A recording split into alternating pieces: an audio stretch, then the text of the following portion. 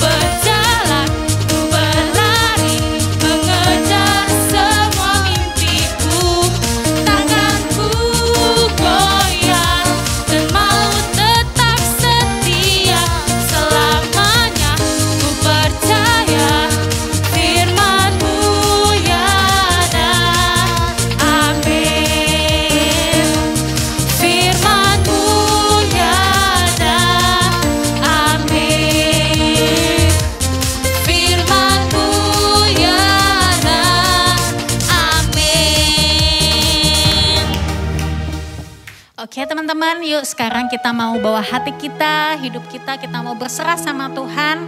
Kita mau follow Tuhan. Kita mau berikan hati kita, beri yang terbaik lewat pujian ini. Engkau baik Tuhan. Kami bersyukur, kami berterima kasih buat semuanya Tuhan.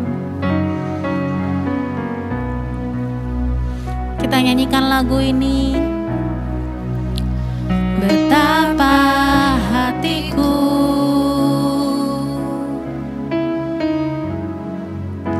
berterima kasih Yesus.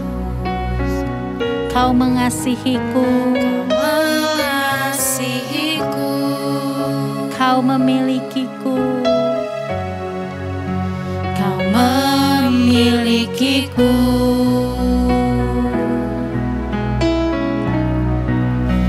Hanya ini Tuhan persembahanku, segenap hatiku, jiwa dan ragaku.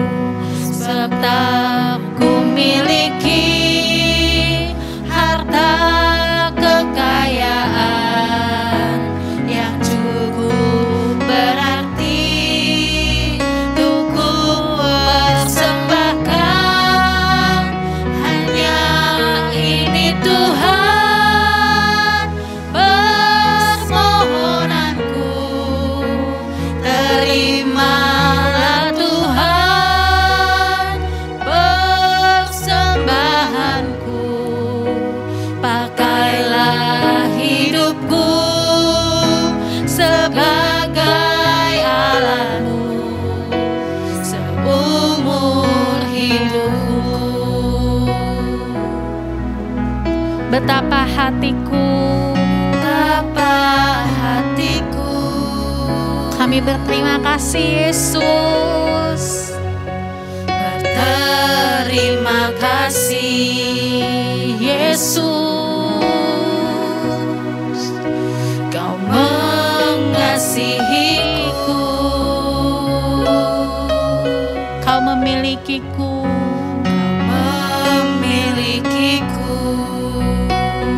Kita angkat tangan kita. Hanya ini Tuhan persembahanku, segenap hidupku, jiwa dan ragaku. Sebab tak ku miliki harta kekayaan yang cukup berarti untuk ku persembahkan.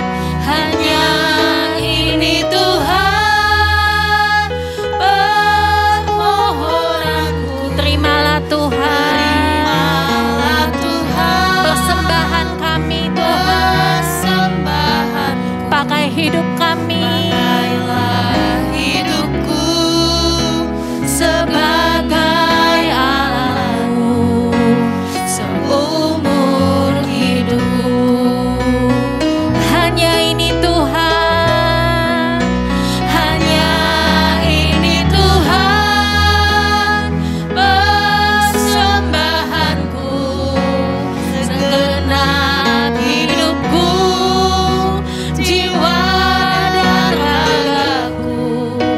Sebab tak ku miliki harta kekayaan yang cukup berarti untuk ku persembahkan. Hanya ini Tuhan permohonanku, terimalah Tuhan persembahanku, pakailah hidupku sebagai alatmu seumur hidupku. Ini yang menjadi doa kami ya Tuhan. Meskipun kami masih kecil, meskipun umur kami belum banyak Tuhan, tapi Tuhan bisa pakai hidup kami Tuhan. Kami mau jadi berkat, kami mau jadi alatnya Tuhan. Biar lagu ini menjadi persembahan yang manis dari kami buat Tuhan. Mari kita menyembah Tuhan.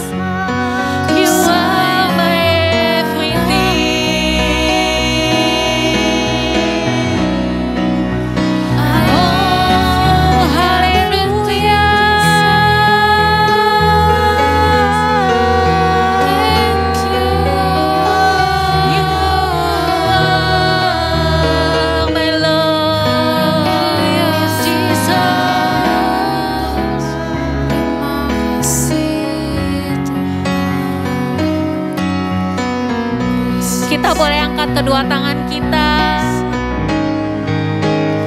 Hanya ini Tuhan persembahanku, segenap hidupku, jiwa dan ragaku, sebab ku miliki harta kekayaan yang cukup berarti untuk ku persembahkan.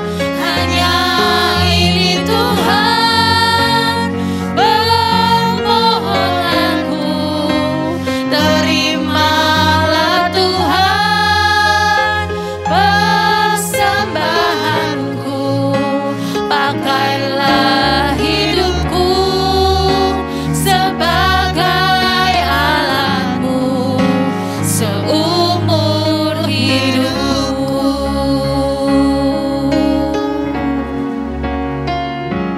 I have decided to follow Jesus, no turning back, no turning back. I have decided to follow Jesus, no turning back, no turning back. Sing it louder. I have decided to follow Jesus, no turning back, no turning back, yes Jesus. I have decided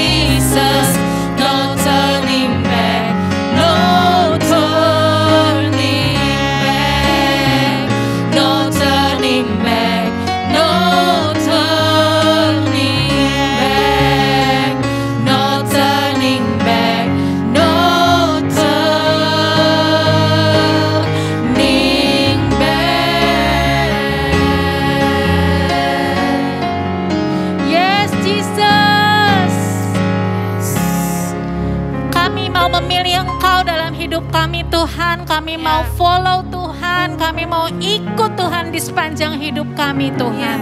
Karena Engkau adalah pilihan kami yang terbaik. Engkau pilihan kami yang tidak pernah salah ya Tuhan. Terima kasih Tuhan, sebentar kami mau dengar firman Tuhan. Biar Tuhan buka hati kami, pikiran kami. Biar kami menerima apa yang Tuhan mau ajarin sama kami. Dan kami boleh melakukannya. Di dalam nama Yesus kami berdoa, mengucap syukur. Amin. Halo adik-adik, bertemu lagi dengan Kak Niko. Dan hari ini sebelum menyampaikan firman Tuhan, kakak ingin mengucapkan salam merdeka buat kita semua. Ya, kakak percaya bahwa semangat kemerdekaan yang dulu sudah diperjuangkan oleh para pahlawan itu juga boleh menjadi semangat yang kita miliki bersama-sama saat ini. Ya, semangat melayani Tuhan, semangat beribadah, semangat melayani sesama, dan banyak hal lagi yang lainnya. Ya, kita siap mendengar firman Tuhan. Ya, pagi hari ini kita berdoa terlebih dahulu. Bapak, terima kasih buat hari ini, buat kesempatan yang Tuhan beri, kami boleh mendengar firman Tuhan. Kiranya Tuhan boleh menolong kami, supaya kami bisa mengerti, memahami, dan memiliki kerinduan untuk melakukan firman Tuhan dalam hidup kami. Pimpin dan urapi saya yang menyampaikan firman Tuhan, dan juga pimpin dan sertai adik-adik yang mendengarkannya. Dalam nama Tuhan Yesus kami berdoa. Amin. Nah, adik-adik, tema firman Tuhan hari ini yaitu merdeka. Merdeka dari apa? Merdeka dari rasa iri hati. Nah, penting nih kata iri hati. Kenapa demikian? Karena seringkali kita tidak sadar kalau kita itu sebenarnya kadang suka ngiri. Contoh, kalau misalkan kita punya saudara di rumah, misalkan mama beliin baju dua buat kamu dan buat adik kamu. Kok baju yang dibeliin buat adik lebih bagus? Lalu kita iri. Oh, kok dia lebih bagus, saya kok lebih jelek. Atau contoh yang lain lagi kalau di sekolah. Kita mungkin punya teman yang lebih disayang guru.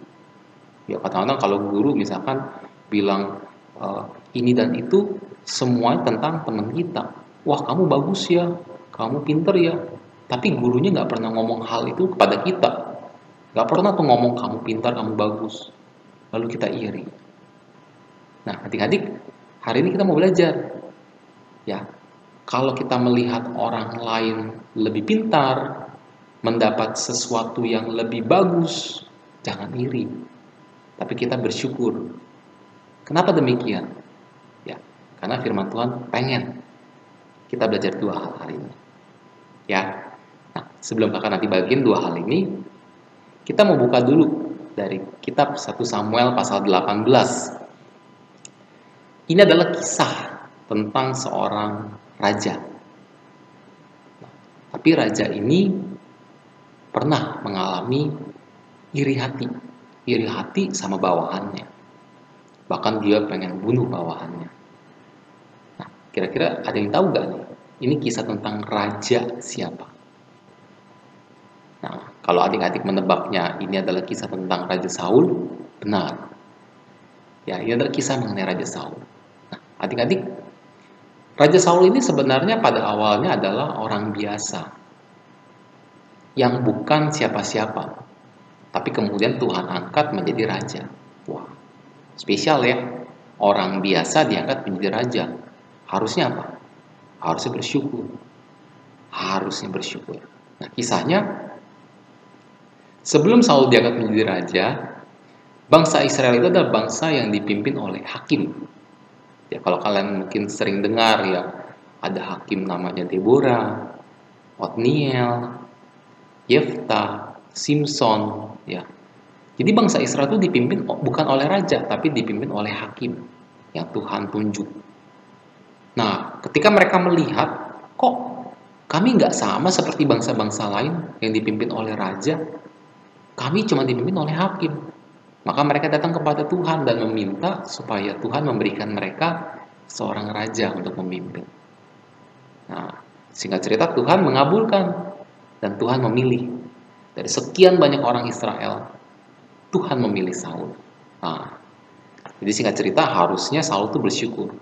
Dari orang yang bukan siapa-siapa, tapi diangkat menjadi raja. Nah, dalam perjalanannya dia menjadi raja, singkat cerita, suatu ketika bangsa Filistin, ya, Saul ini harus menghadapi bangsa Filistin. Dan bangsa Filistin ini suatu ketika mengirim satu orang yang badannya besar, yang tingginya sangat tinggi, untuk menantang bangsa Israel. Namanya siapa? Goliat. Wah, nggak ada yang berani. Begitu ngeliat badannya yang gede dan tinggi, semuanya takut. Sampai datanglah Daud. Daud yang kemudian maju berperang melawan Goliat dan berhasil mengalahkan Goliat. Wah, semua bertepuk tangan. Wah, hebat nih, ya Daud. Saul pun juga sangat senang sama Daud pada awalnya. Wah, ini orang hebat. Maka kemudian Daud diangkat menjadi prajuritnya Saul. Kemudian Saul sering tuh mengutus Daud untuk berperang. Kamu pergi ya, berperang melawan bangsa Filistin. Pergi melawan bangsa ini, bangsa itu. Dan Daud dikatakan selalu menang. Wah, maka nggak heran sampai satu ketika Saul mengangkat Daud itu menjadi kepala para prajurit. Wah, karena Saul sangat percaya, sangat senang sama Daud. Ini orang hebat, orang yang bisa saya percaya. Suatu ketika Daud selesai berperang dan menang, para wanita ya datang menyambut kemenangan dari tentara bangsa Israel yang dipimpin oleh Daud. Mereka menyanyikan sebuah lagu seperti ini.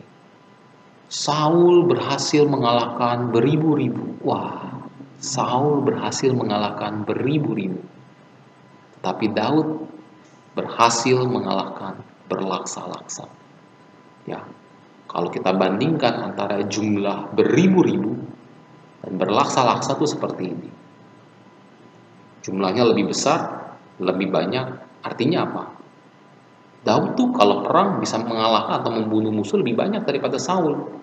Wah, begitu Saul dengar nyanyian itu, dia merasa sebel, dia merasa iri hati. Bagaimana mungkin? Kan saya yang rajanya. Masa saya cuma dipuji, dikatakan mengalahkan beribu-ribu, tapi bawahan saya, prajurit saya bisa mengalahkan lebih hebat, berlaksa-laksa. Sehingga Saul merasa iri hati sama Daud, merasa kesel sama Daud. Nah, inilah kesalahannya. Sehingga nanti di kemudian hari ketika Saul punya kesempatan, Daud lagi main kecapi. Ting ting ting ting ting ting ting. Saul melihat, wah, ini kesempatan saya. Maka dia mengambil tombak dan melemparkan pada Daud. Dikatakan sampai 2 kali dia lempar. Tapi Daud berhasil menghindar dan selamat. Adik-adik, apa yang kita bisa pelajari dari kisah ini? Kita belajar 2 hal. Yang pertama, jangan pernah iri hati terhadap kehebatan atau kelebihan orang lain. Ketika Tuhan menciptakan manusia, setiap kita, Tuhan menciptakan masing-masing kita dengan kelebihan yang mungkin berbeda-beda. Ada yang punya kelebihan misalkan dalam berhitung, wah matematikanya tuh jago. Ada yang punya kelebihan dalam menghafal. Ada yang punya kelebihan dalam bidang olahraga, musik, menggambar, dan sebagainya. Yang pasti, setiap orang pasti punya kelebihan. Nah, kalau misalkan kita melihat orang lain punya kelebihan yang kita nggak punya, kita harusnya tetap bersyukur. Jangan iri hati. Jangan merasa, wah, kok saya nggak bisa menggambar sebagus dia, lalu iri. Kok saya nggak bisa bermain basket sebagus dia, lalu iri. Jangan. Karena kalian juga punya kelebihan yang mungkin nggak dimiliki oleh teman kita atau orang lain. Jadi jangan iri hati.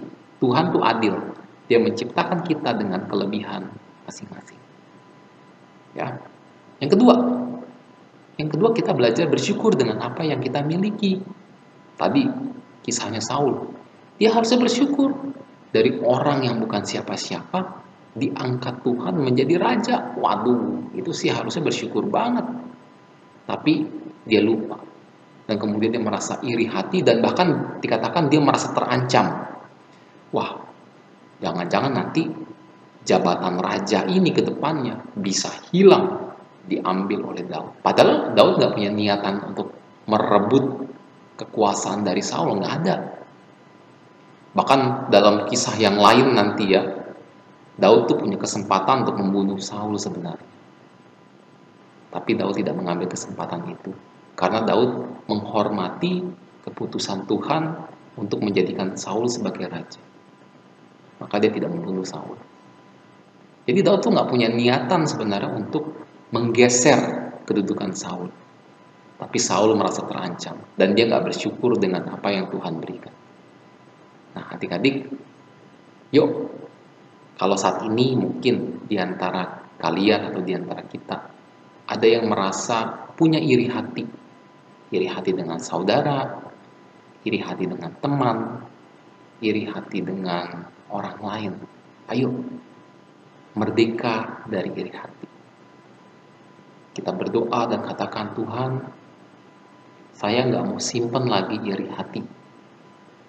Tapi saya mau belajar bersyukur untuk apa yang sudah Tuhan berikan dalam hidup saya.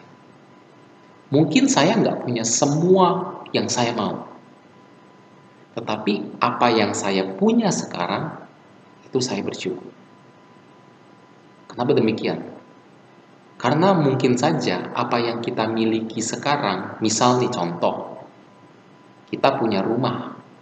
Papa, mama punya rumah buat kita tinggal. Kita bersyukur, mungkin rumah kita nggak gede-gede banget, tetap bersyukur. Karena mungkin ada orang lain yang nggak punya rumah. Apalagi contohnya, saya sekolah, kok fasilitas sekolahnya tuh lapangannya nggak bagus. Terus, sekolahnya gimana gitu ya, bosen. Masih bagus kita bisa sekolah, bersyukur. Karena di luar sana banyak anak-anak yang pengen sekolah, tapi nggak bisa sekolah karena keterbatasan ekonomi. Jadi adik-adik, apapun yang kita bisa miliki saat ini, entah itu sesuatu yang biasa atau sesuatu yang bagus, bersyukur. Bersyukur. Dan jangan iri hati ketika kita melihat orang lain punya yang lebih bagus. Ingat sekali lagi, Tuhan itu adil. Tuhan pasti memberikan setiap orang masing-masing dengan kelebihan. Yang kita nggak punya, mungkin orang lain punya. Dan sebaliknya, apa yang orang lain nggak punya, kita punya. Ya. Nah, sebagai penutup, kakak akan membacakan satu ayat penutup. Untuk kita boleh nanti sama-sama hafalkan.